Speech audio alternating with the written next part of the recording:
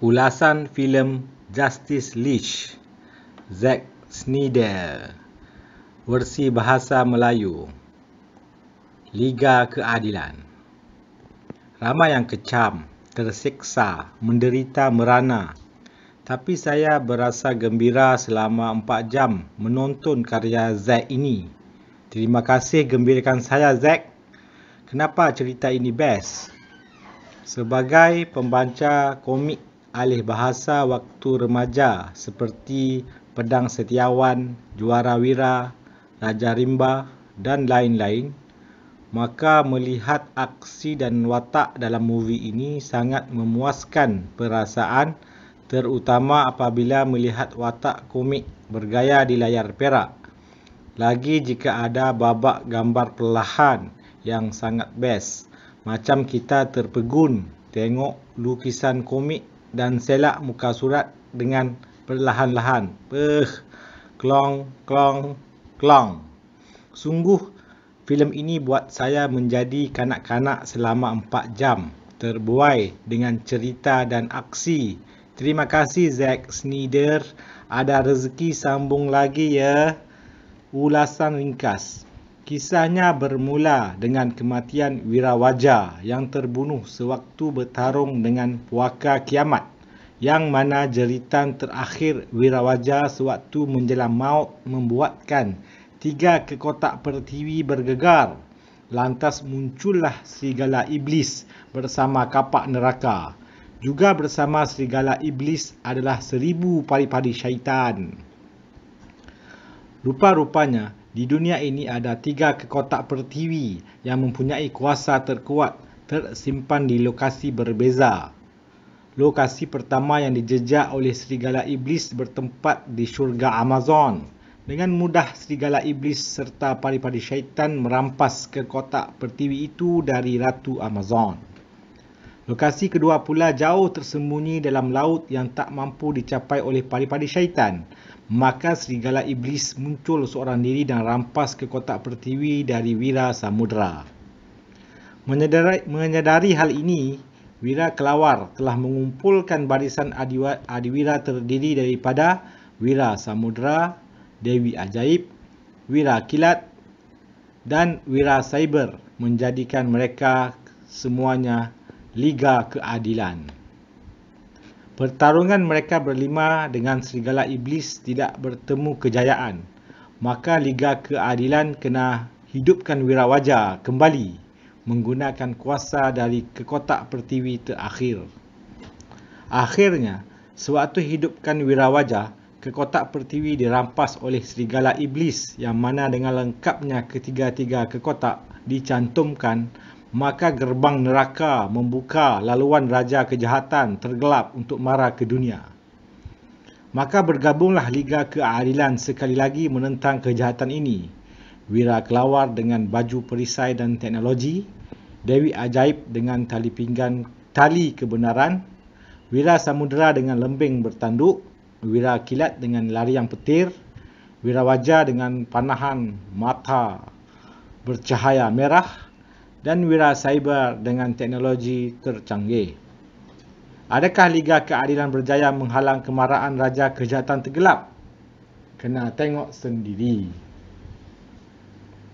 Secara ringkas, movie 4 jam ini terbahagi kepada 6 bahagian. Bahagian pertama, jangan berharap sangat Wira Kelawar.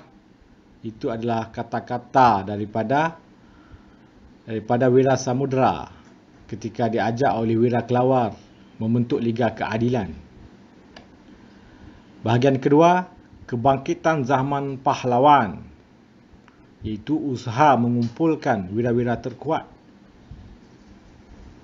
Bahagian ketiga, ibu tersayang, anak tercinta, dirujuk kepada ibu kepada Wira Cyber, juga ibu kepada Wirawaja. Bahagian keempat, menakluk mesin, di mana Wira Cyber berjaya menakluk mesin dalam perang. Bahagian kelima, merajai kuda perang. Di sinilah berkumpulnya semua pahlawan menentang kejahatan. Bahagian keenam, kegelapan tergelap. yang mana kemunculan Raja Kejahatan Tergelap. Dan bahagian akhir, epilog, menjadi ayah sekali lagi, dirujuk kepada ayah Wira Cyber. Pendek kata, saya enjoy karya Zack Snyder ini kerana hidup ini jika tak suka jangan tengok. Macam komik ahli bahasa juga, jika tak suka jangan baca. Sebab pepatah Cina pernah berkata, musuh jangan dicari, jika tersuar jangan dielakkan. Apabila keranda diusung, barulah bercucuran air mata. Wah! Sedia sikit ulasan versi gelap ini. Sebenarnya semua tahu waktu Zack sedang arahkan filem ini pada tahun 2017, anak perempuan Zack bunuh diri. Di waktu itu antara jutaan peminat dan 7 orang anak yang perlukan masa berkabung dengan ayah, maka Zack memilih untuk utamakan keluarga. Jika Zack teruskan buat filem ini, bimbang anak-anak lain juga akan menderita dan bunuh diri. Cukuplah seorang. Pesan Zack waktu itu, I know the fans are going to be worried about the movie, but there's 7 other kids that need me. In the end, it's just a movie. It's a great movie, but it's just a movie. Betul Zack, movie hanya movie, keluarga perlu diutamakan. Terima kasih. Lepas 3 tahun bersedih dengan kematian anak bernama Autumn, kamu bangkit dan selesaikan tugas menghiburkan kanak-kanak Rebina seperti saya. Sambil itu saya teringat luahan seorang ateis dalam forum Suicide yang alami nasib sama seperti Zack. Katanya, saya seorang yang tidak percaya kepada Tuhan, namun hidup saya baik sahaja. Sehinggalah anak perempuan saya membunuh diri tahun lepas. Saya sedih. Saya menggalakkan anak saya yang lain untuk hidup dengan beragama. Sekurangnya, mereka tidak bunuh diri macam anak sulung saya. Percayalah, mendengar berita anak kesayangan membunuh diri adalah perkara buruk dalam hidup. Saya akui kehidupan orang yang percaya pada Tuhan jauh lebih baik jika mereka tidak berlebihan. Sama macam makan ubat, jangan berlebihan. Jadi saya nasihat anak saya supaya hidup beragama, tapi jangan berlebihan. Jadi ulasan ringkas untuk movie ini, dalam kesibukan kita menggabungkan Adiwira atau dalam apa-apa kesibukan pun, jangan lupa untuk bergabung dengan keluarga yang mampu memberi harapan kepada mereka. Dan sesungguhnya agama adalah pintu harapan terbesar. Semua orang perlukan cinta dan harapan untuk teruskan hidup.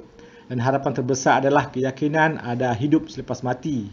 Dan alangkah nikmatnya bila satu keluarga masuk syurga sama-sama selepas mati.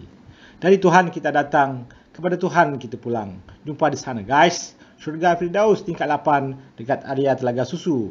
Itu baru betul Liga Keadilan, Liga Kedamaian dan Liga Kejayaan. Wuha!